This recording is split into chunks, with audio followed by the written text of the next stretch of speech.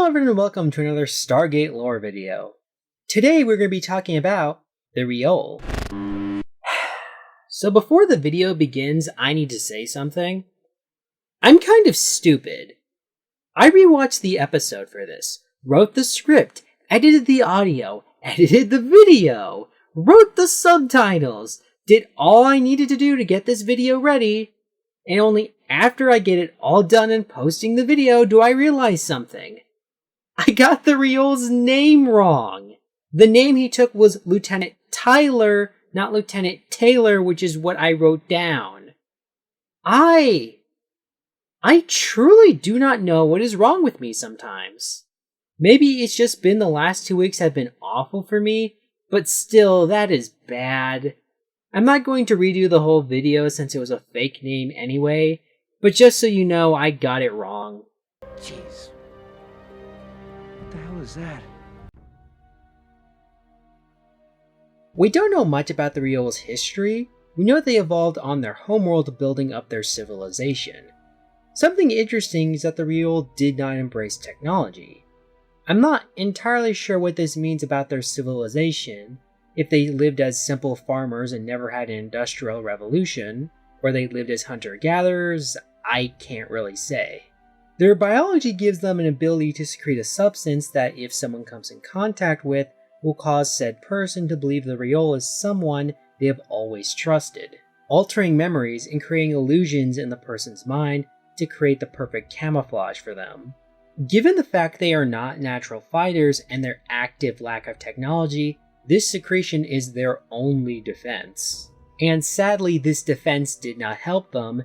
In fact, it may have made things worse for them when the Reol found them, who proceeded to hunt the Reol to near extinction. Why they tried to do this isn't entirely clear. Yes, the substance does offer certain power to them, but their MO is to rule as gods, not I'm your best friend. I'm a god. Gods are all-knowing. Maybe they hoped to reverse engineer the substance, maybe they feared the Reol would use this power against them. The Reol did something like this before with the Ritu. Either way, the Reol were hunted to near extinction, even being forced to abandon their homeworld. A group of Reol would establish a colony in an isolated part of the galaxy, hoping to rebuild there. The Tari would come in contact with one Reol in 2001 during the events of The Fifth Man. This Reol named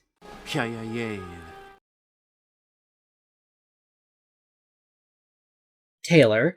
Taylor was captured by the Jaffa and was to be dissected and studied. He freed himself and crashed the ship on P7S-441 where he met SG-1. He exposed them to the substance and made them think he was the fifth team member of SG-1, Lieutenant Taylor, in order to make them help him. However, Taylor was moved by Jack helping him even after Jack found out what he was. Taylor said after he returned to the colony, they were going to bury their Stargate and not be heard from again. But after defeating the Jaffa, Jack told him they didn't need to bury the gate and that they could form some kind of an alliance. Taylor couldn't guarantee anything, but he said he would tell his people what happened. And thanks to the RPG book, we know that yes, communication was kept between the Reol and the Tari. Kind of.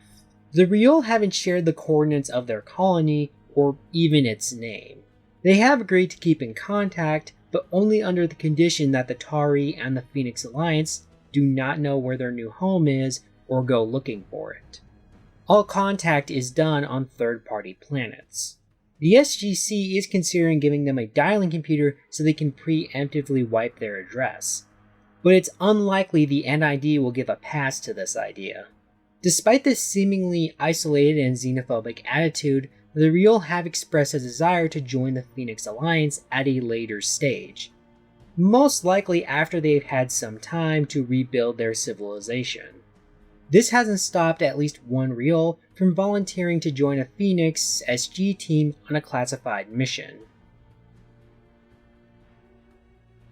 The Reol are bipedal, tall, and very lanky, with what appears to be thick strands of hair, which looks like dreadlocks, on the top of their head. They almost look like a walking skeleton or corpse. A lesser known part of their biology is they seem to have a healing factor, as Taylor was hit by a staff weapon and the next day his leg was almost healed. The most noteworthy aspect of their biology is the memory-altering substance they produce. But its chemical structure closely resembles cortical acetylcholine, which is a neurotransmitter that helps regulate and process human memory. The substance is spread through close proximity and dissipates fairly quickly, but it affects the part of the brain associated with face recognition, allowing the mind to fill in the details of the persona the Reol is taking. Taylor said the Reol are not natural fighters.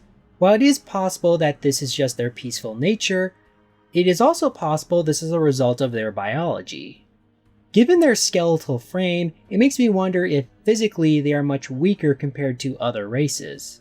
I mean, a Jaffa was able to catch up and tackle Taylor, and the Jaffa physically are just humans at their peak physical health.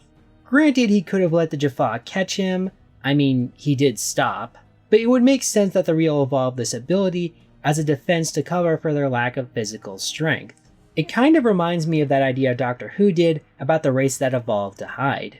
Logically, if evolution were to perfect a creature whose primary skill were to hide from view, how could you know it existed? One last thing to know about their biology is that in the RPG book, I found some stats on the Reol. So they have plus 10 HP, either plus 2 in dexterity or wisdom, and are also proficient in deception and persuasion. The Reol's relations with others aren't that great. Their near extinction at the hands of the Goa'uld has led them to not trust others.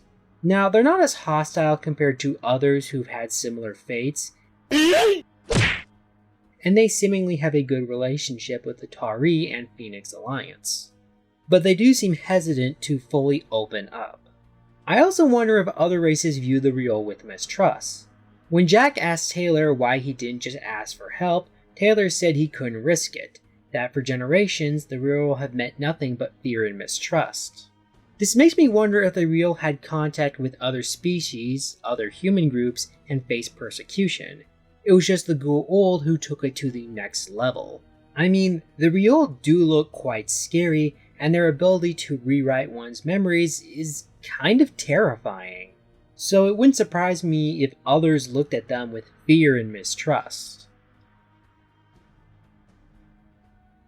I like the Reol. The design is really cool, showing that once again, Stargate can do good alien designs. Granted, they fall into this weird group Stargate made of cool alien race that hate the Goa'uld and would be prime allies, and never mention them again. Though the Reol somewhat do play a part later, kind of. While we never saw the Reol again, the Tok'ra were able to create their own version of the substance, which they used during the events of Summit and Company of Thieves. This is part of a greater point I'm saving for a later lore video, but this is one of Stargate's strengths.